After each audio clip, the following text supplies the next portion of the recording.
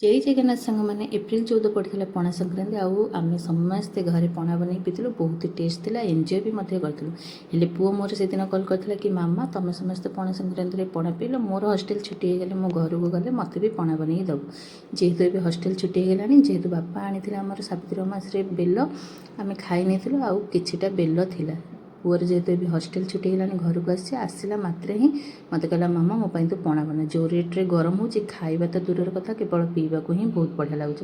जेहेतु मो बेल पणा बनमी आगुरी किसी ठंडा पानी फ्रिज्रे कर रखी नहीं बेलटा को बाड़े सारा मन पूरा दुगुणा खुशी गला कहीं कहले बेलटा देखा ही सेमती होता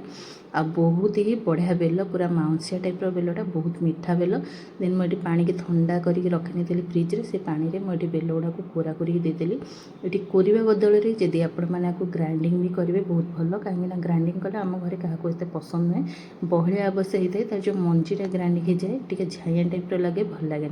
जदि आज रेसिपीटी आपण मानक भल लगे गोटे लाइक निश्चय करेंगे ता भितर ये देखूँ से पानी बेल सब चकटा चकटी करे ता भितर जो चेर टाइप्र था सब चकटिकी बाहर करनेली आ फ्रुट्स ये जहाँ भी सब काटती जमी सेऊ कमला ता सहित डालिंब कदली नड़िया कोरा ये सब दे बढ़िया से हाथ में चकटा चकटी करदेली ता भितर दही देके चीनी लुण ता सहित ये देती गोलमरीच गुंड